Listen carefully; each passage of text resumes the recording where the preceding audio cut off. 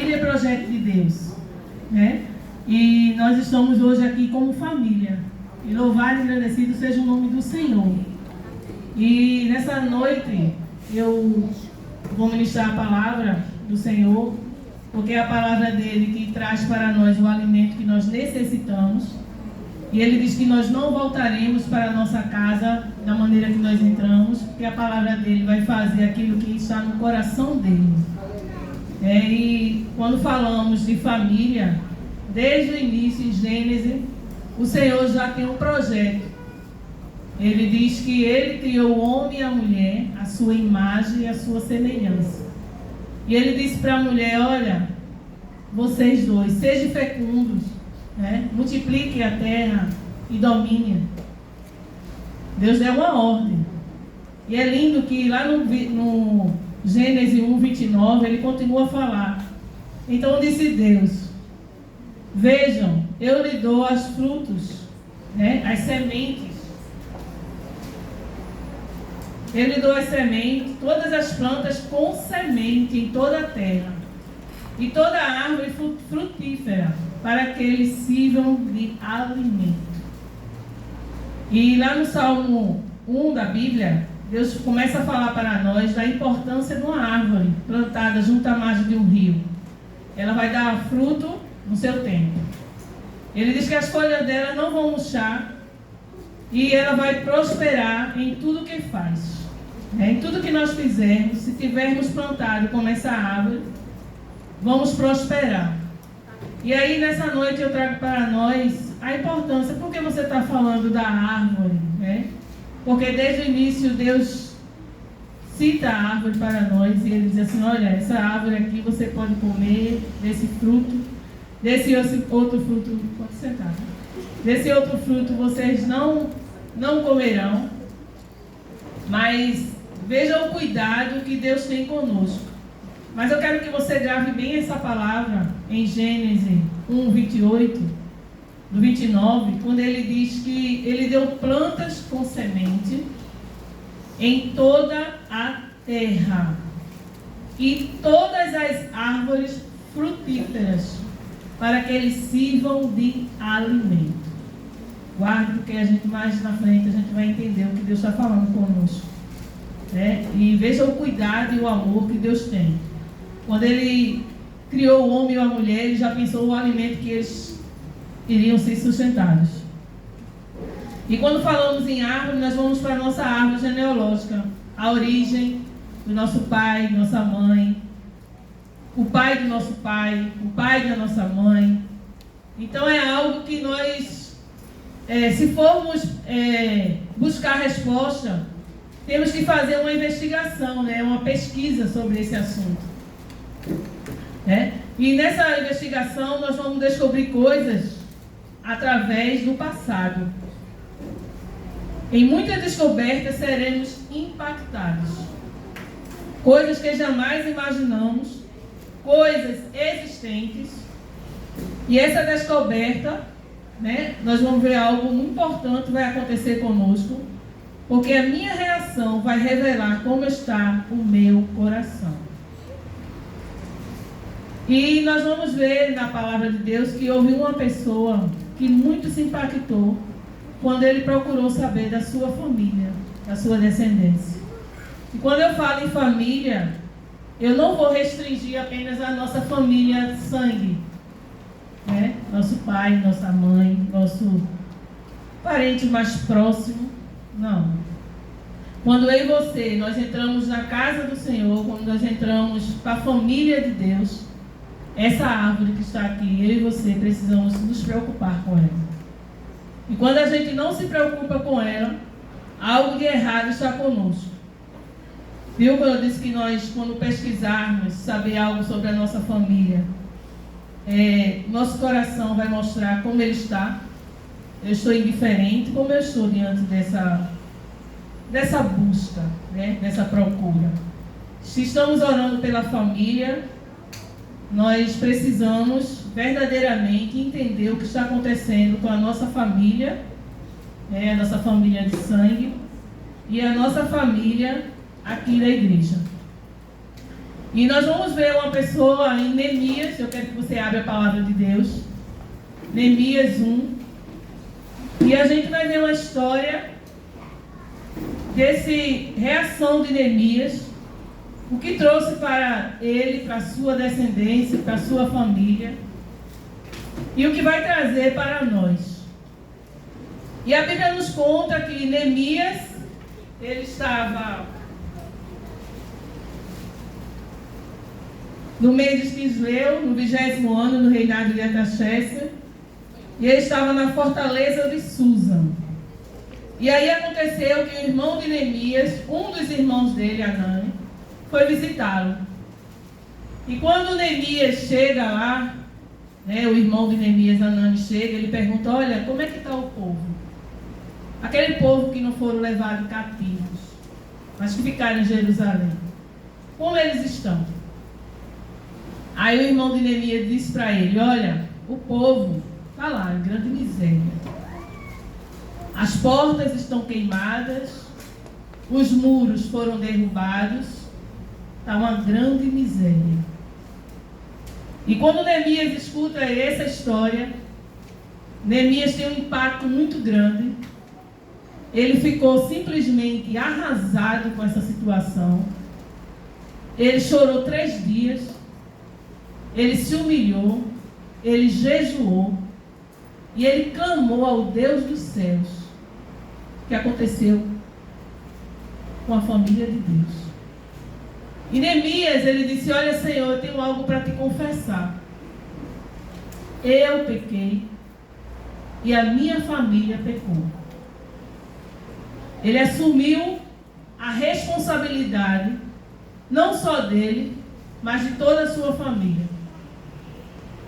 E a Bíblia nos conta que Neemias, ele fica tão triste, mas tão triste.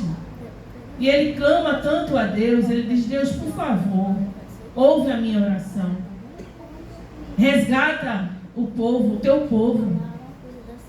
E aí eu acho bem interessante, porque Neemias vai dizer a Deus e trazer à memória de Deus o que Deus tinha falado com Moisés.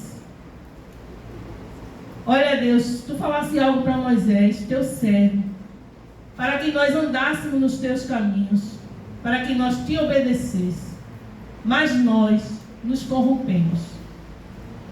Nós nos corrompemos, nós desviamos dos teus estatutos.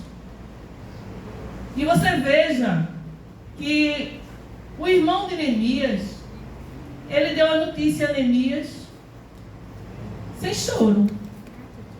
Ele disse: o povo está lá, a porta queimando. Mas veja a importância minha e sua, que estamos aqui intercedendo como família, o que pode ser mudado e o que pode ser restaurado. E Deus, ele está sondando o meu e o teu coração nessa noite, porque realmente eu estou preocupada. Aí eu digo: não é parente meu, é parente meu e é parente seu. É o povo de Deus. Porque eu e você fomos enxertados na videira. E essa videira é verdadeira. Quando Deus disse que daria a planta já com a semente e a árvore com os frutos, Deus preocupou em dar alegria a você, em trazer a paz que eu e você necessitamos. Mas nós vamos continuar essa história e nós vamos entender qual foi a posição que Neemias tomou.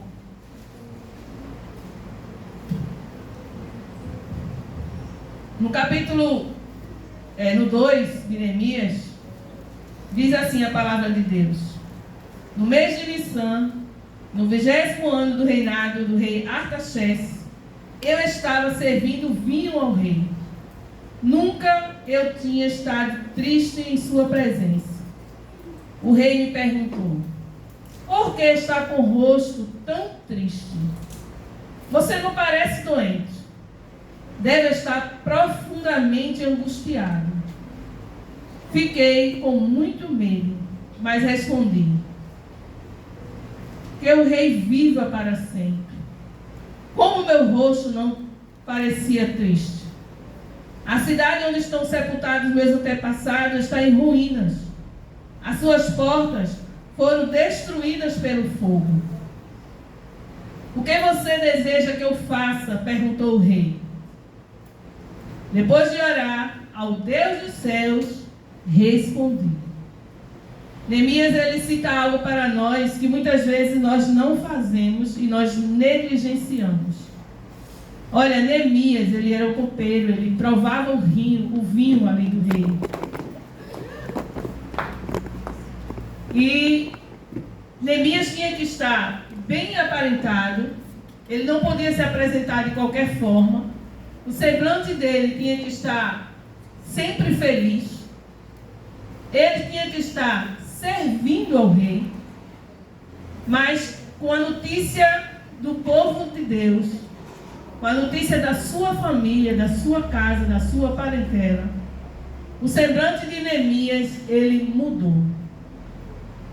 Muitas vezes, o nosso semblante, ele muda, mas nós não perseveramos, nós desistimos. E Neemias não desistiu.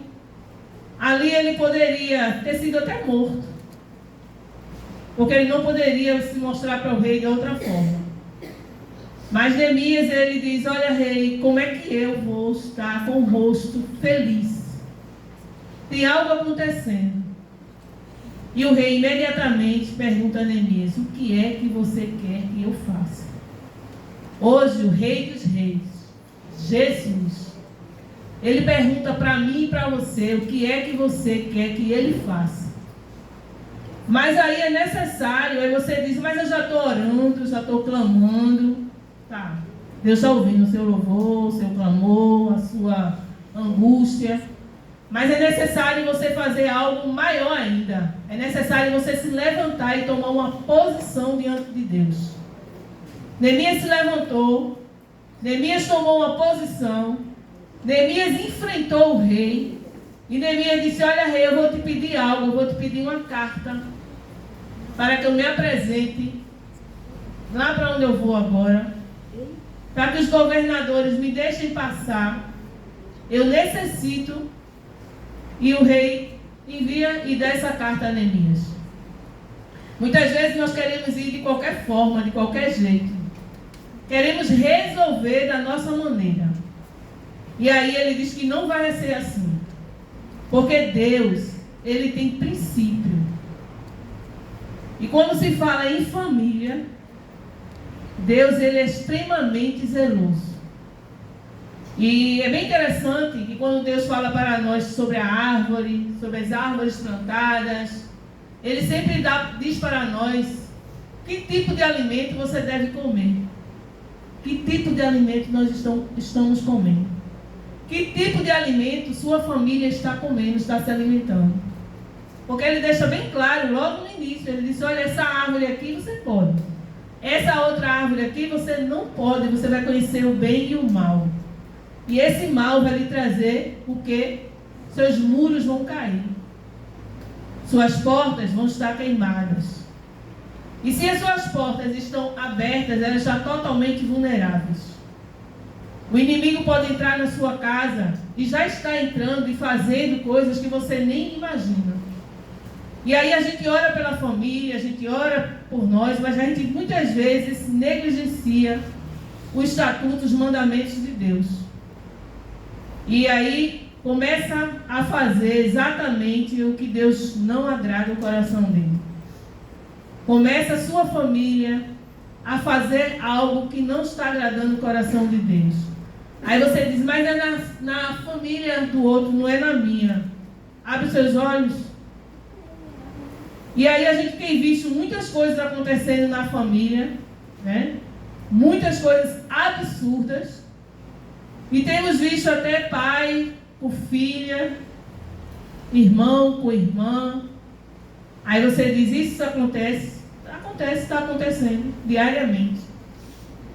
E qual é a minha responsabilidade? Deus disse que deu a semente para nós cuidarmos. Muitas vezes você planta uma semente no quintal do vizinho e você nem liga para aquela semente, porque ela não é importante para você, mas ela é responsabilidade sua. E se você não está entendendo bem, muitas vezes você tem filhos fora do casamento. E parece que aquilo nunca aconteceu e nunca existiu. Como que aquela semente nada fosse a mesma coisa.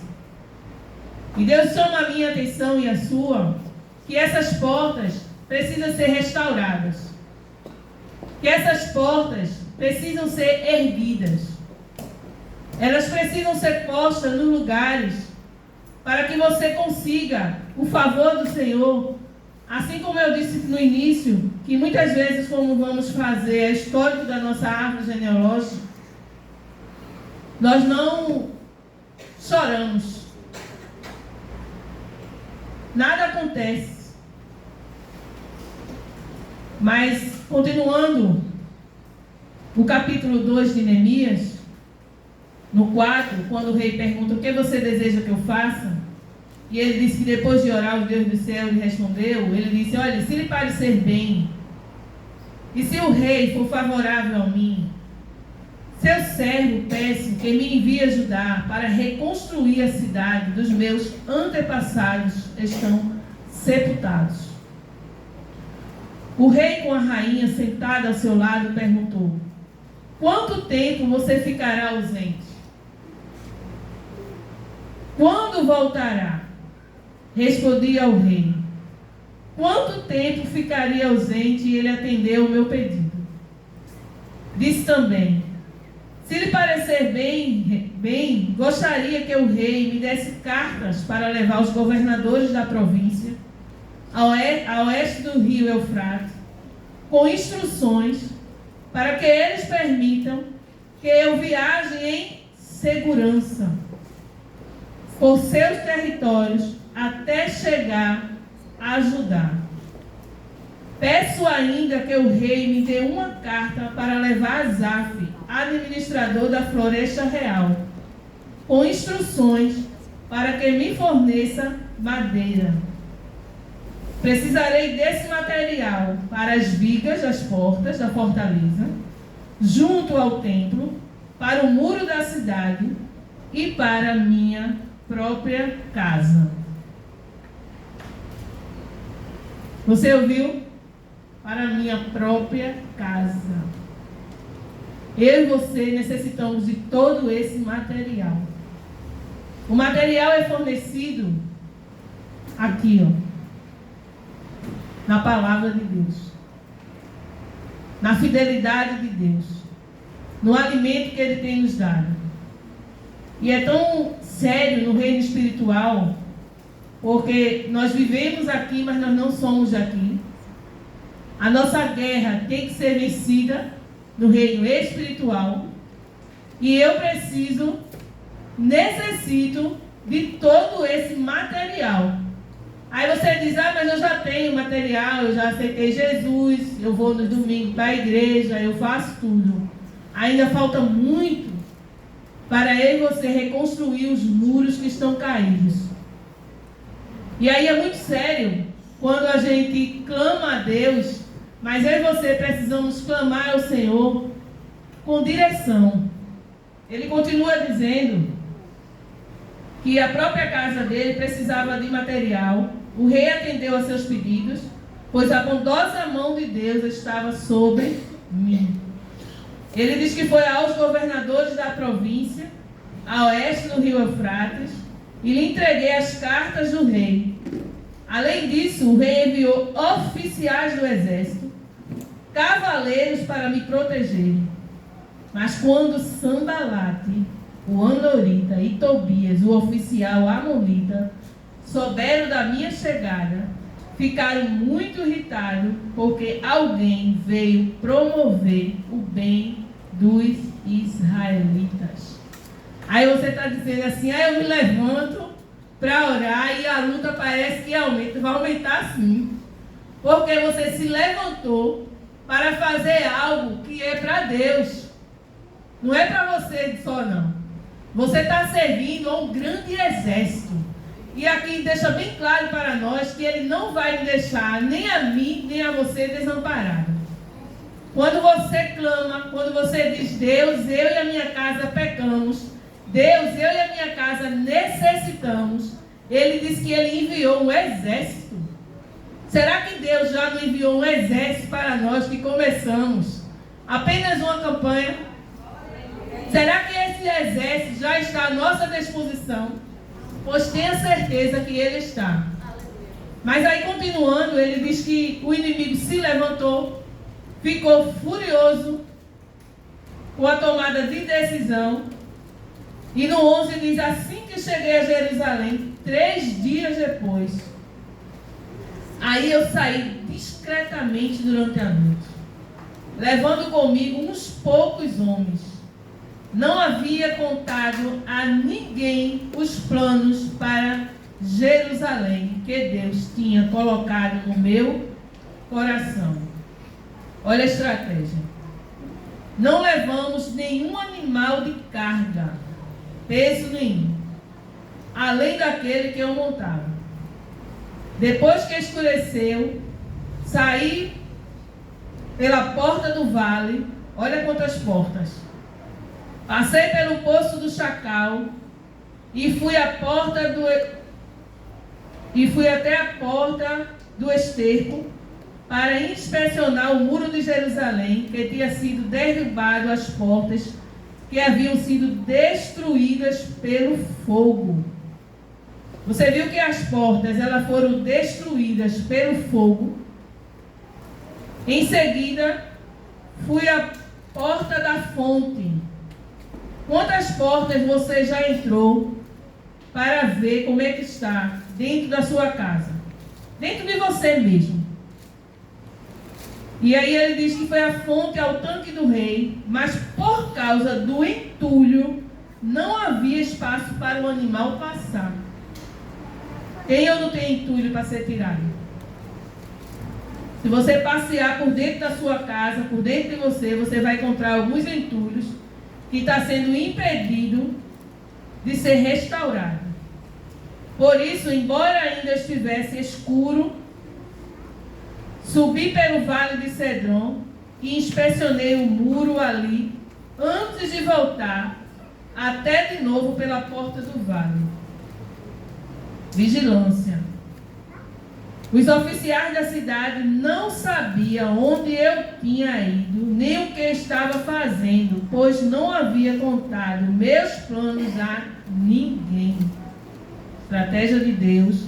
Deus tinha colocado algo no coração dele e ele não poderia falar enquanto ele não visse o que estava acontecendo. Muitas vezes a gente já abre a boca, não sabe nem o que está acontecendo e já pede oração, muitas vezes até sem direção. E ainda não tinha falado com os líderes judeus, os sacerdotes, os nobres oficiais e outros que realizariam o trabalho. Mas então eu lhe disse, olha, vocês sabem muito bem da terrível situação em que estamos. Jerusalém está em ruína, as suas portas foram destruídas pelo fogo. Venham, vamos reconstruir o muro de Jerusalém e acabar com essa vergonha. Então lhe contei como a mão de Deus tinha estado sobre mim e lhe relatei minha conversa com o rei. Eles responderam, sim, vamos reconstruir o muro. Ficaram animados para realizar essa boa obra. E aí a Bíblia vai continuar a dizer que quando Sanbalat e Tobias, o oficial amonita, e Gesem o árabe, souberam do nosso plano, zombaram de nós com desprezo e perguntaram, o que estão fazendo? Estão se rebelando contra o rei? Eu lhe respondi, a gente vai ver daqui a pouco, porque essa vai ser a sua resposta que você vai dar àquele que se levantar contra o que Deus está colocando nas suas mãos. E é bem interessante porque ele dá toda a estratégia, ele diz a hora que ele saiu de madrugada, ele vigiou todas as portas estavam queimadas. E hoje o Senhor pergunta que houve portas queimadas que está sendo impedido de você alcançar a bênção que você está necessitando. Aí você olha para dentro de você hoje, mas você não perca essa oportunidade de você clamar ao Deus dos céus, como Neemias fez, porque ele disse, olha assim, eu queria uma resposta hoje, eu não queria uma resposta amanhã. E Deus é o Deus que ouve o clamor do necessitado. E nessa noite eu creio que Deus está sondando o teu coração e vendo qual a tua necessidade, mas a tua necessidade que está te afligindo tanto, que está tão angustiante em você, mas que você ainda não conquistou.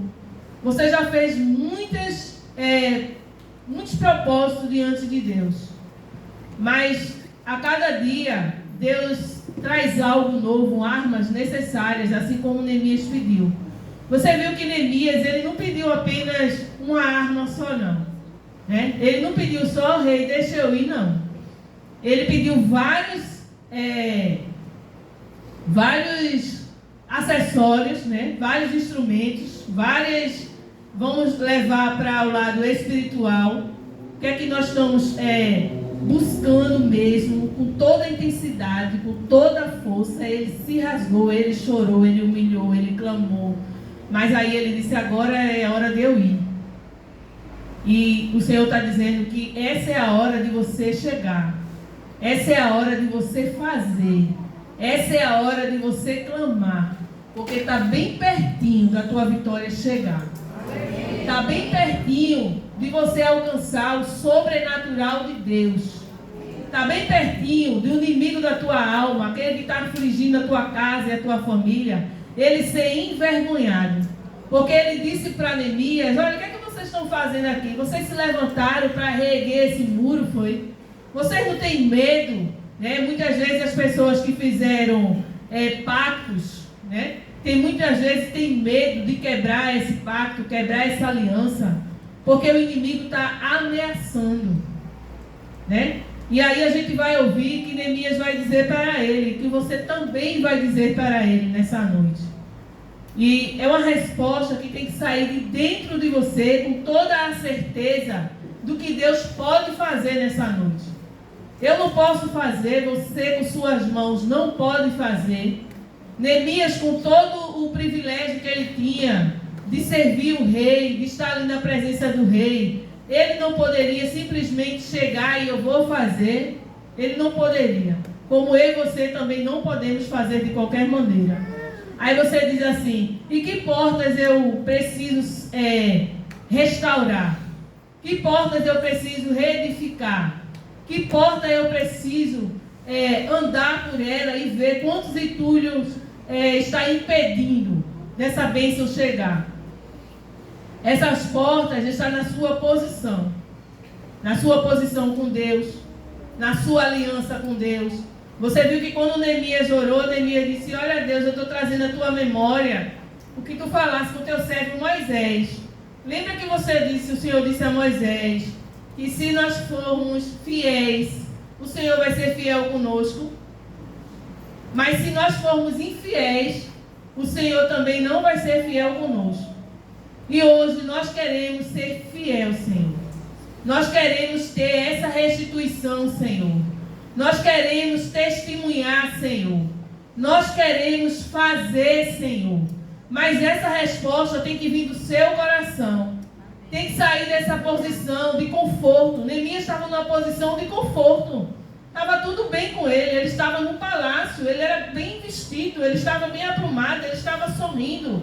Ele comia ali do bom e do melhor. E ele provava os vinhos do rei, mesmo sabendo que ele poderia morrer. Mas ali ele tinha toda a mordomia. Mas essa mordomia de Neemias não ia trazer para ele a verdadeira felicidade que Deus tem para mim e para você. E a verdadeira felicidade que Deus tem para nós a felicidade, é o compromisso e a aliança que eu e você temos. De que maneira nós estamos demonstrando essa aliança. E Neemias diz para Sanbalate, para Tobias e para todos que se levantaram, ele disse lá no 20, eu lhe respondi, o Deus do céu nos dará êxito. Nós, seus servos, começaremos a reconstruir esse muro. Vocês Vocês, porém, não têm nenhuma parte, nenhum direito legal ou histórico sobre Jerusalém. Você ouviu o que Deus está dizendo para você hoje? O inimigo não tem nenhum direito legal se as suas portas forem realmente restabelecidas. Você precisa fechar essas brechas para que você se levante e tenha a vitória que o Senhor quer entregar nas suas mãos. A vitória que é necessário para que nós possamos testemunhar o que Deus fez. E muitas vezes nós negligenciamos, sim. Nós temos a nossa raiz genealógica, né? Pai, mãe, família. E muitas vezes a gente nem enfrenta eles para contar e evangelizar e dizer a verdade do verdadeiro evangelho de Deus. E muitas vezes nós continuamos usando as mesmas práticas que nós usávamos quando não conhecíamos a Deus e como não tinha Deus como nosso único suficiente Salvador. E na minha casa, Deus tem trabalhado muito na vida da minha mãe, eu acho lindo, né? Porque, como nós dizemos, a família de Deus orou. Por isso que quando Deus diz assim, olha, vocês são umas árvores que vão dar frutos. E aqui hoje eu posso ver árvores frondosas, sim. E já vejo árvores com o fruto da alegria. Eu olho para a Marilza hoje e eu digo, Deus, como tu é lindo. Como tu é soberano. Como tu tem feito coisas grandiosas. E como nós somos importantes, irmão, na vida de um, na vida do outro. Nós não podemos negligenciar isso. E como eu falei, que muitas vezes nós continuamos nas mesmas práticas. As mesmas práticas que nos fazem afastar de Deus. Você pode até achar isso, não tem nada a ver, mas tem muito a ver. As pessoas erguem suas árvores, né, de Natal e colocam bolas, Papai Noel, e a gente sabe que o verdadeiro Natal não é isso, né? Mas aí a gente coloca as luzes, é lindo, coloquei luzes. Mas aí eu disse, mamãe, Natal já passou, vamos tirar as luzes. Ela disse, não, que tem que esperar Reis, né? Para que aquilo seja tirado. Aí, só que a gente tem que falar com amor e mostrar qual é o verdadeiro sentido, qual é a luz verdadeira que brilha, essa luz que nunca apaga, que ela não é retirada. E aí a gente conversou sobre isso. E eu fui trabalhar e quando eu cheguei, a luz não estava na grade. Aí você só não disse que ia tirar só em Reis? Eu disse, já tirei. Aí eu disse, eita, irmã, se converteu. Verdadeiramente se converteu. Ela começou a rir. Mas é o quê? Eu falei para ela da luz. Essa luz eu não boto hoje e tiro amanhã. Essa luz ela é permanente. E é muito lindo quando o Senhor traz para nós hoje como igreja. Ele diz assim, olha, eu dei plantas a vocês com sementes. Vocês entenderam o que Deus está dizendo para você nessa noite? Será que você consegue pegar essa palavra e não largar ela? Tem semente com você. Tem semente com você. Aí você vai dizer assim, mas que semente? Eu não estou conseguindo ver, ainda não vi essa semente. Eu digo a você que eu achei lindo, porque a pastora hoje levantou e disse assim, olha, levante as mãos. E o Espírito Santo tinha ministrado no meu coração, olha, diz que eu entreguei semente, e pega a semente, e ora assim como Neemias orou, e traga a minha memória. Olha, Senhor, tu disseste, não foi a teu servo Moisés, que se nós formos fiéis a ti, tu serás fiéis a nós. Essa semente que está na tua mão, eu não sei qual é a semente que você tem colocado diante de Deus, mas que você ainda não viu ela brotar. Você não viu ela acontecer. É lindo, né? Quando a gente vê uma florzinha assim abrindo. Ali foi uma semente que morreu e que ela está trazendo algo novo de Deus. Então, para eu e você trazer algo novo de Deus, precisa morrer aquele passado, aqueles entulhos todinho. Tem que ser arrancado. Os entulhos que estão impedindo da bênção chegar, ele precisa ser limpo. E Neemias conta para a gente que ele acordou de madrugada, ele foi na noite. Será que você está acordando de madrugada e apresentando a Deus essa semente tão poderosa que lá de Gênesis ele disse que já entregou a você? Ele disse que era por toda a terra. Aí você diz assim, mas eu ainda não vi. Aí você vai ver. Sabe por quê? Porque ele vela pela sua palavra para cumprir. Se desde o início ele disse que entregou, não se preocupe não. Aí muitas vezes, é como eu disse, a gente fica preso ao passado. E Deus disse que o passado já passou. Eis que tudo se fez novo. Então, se alguma coisa ainda está sendo impedida, é porque falta coragem de você se levantar e dizer que foi até aí. Sabe, muitas vezes a gente vai fazer uma faxina na nossa casa, a gente abre o nosso guarda-roupa, né? E muitas vezes tem coisas lá que não servem. Você vai passar 300 anos, maneira de falar, e você não vai usar aquilo. Mas você não tem coragem de tirar aquele entulho que está impedindo de chegar coisas novas. Dá para entender? Está impedindo de chegar o novo. E olhando aqui também para esse jardim aqui de Deus, né? Para essa árvore frondosa, eu consigo ver a irmã de Lindóia, tremendo, sobrenatural de Deus está fazendo, né? É uma posição, é dizer, eu quero de agora em diante o novo de Deus. O entulho saiu da vida dela e foi lindo aqui na quarta-feira. Quem olhasse com o olho espiritual podia ver. Com o olho espiritual você via, eu vou dizer mulambo, a maneira de falar, mas era trapo mesmo, saindo assim, ó. É o olho espiritual. E Deus hoje está querendo levar a Maia Chocanayasura, querendo nos levar para esse sobrenatural. Ele está querendo entregar na minha mão, na sua mão, algo novo. Mas é algo que ele já escreveu desde o Salmo 139. É algo que desde o jardim ele continua dizendo que na sua mão tem semente. Eu não sei porquê Deus está levando para esse lado. E desde que eu li essa palavra, eu disse, olha, não esqueça. Eles estão com semente na mão. E é tão forte e confirmou quando a pastora orou pelas sementes. E hoje você vai se levantar. E você vai trazer a existência da semente que não brotou. A semente que não germinou. Não só a semente financeira, mas uma semente que você está pedindo um presente a Deus. Faz tempo que você está pedindo esse presente a Deus. Faz tempo, viu? Não é de agora não.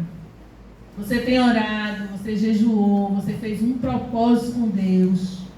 Mas hoje o Senhor diz para você o que é que você quer que eu te faça. O que é que você quer que eu te faça? Não tenha medo de colocar diante de Deus não, viu? Porque Ele sonda e conhece teu coração. E Ele sabe que o teu choro, muitas vezes, é porque você ainda não recebeu isso que você está dizendo a Deus. E nós vamos nos levantar. E nós vamos orar como Neemias orou. E nós vamos nos rasgar mesmo. Não tenha medo nem vergonha de chorar diante de Deus. De clamar diante de Deus. Porque Deus, Ele é o mesmo, Ele não mudou. Ele não mudou, Ele é aquele que fez a promessa. E ele diz que ele é fiel para cumprir. Amém? Nós vamos entrar na presença dele.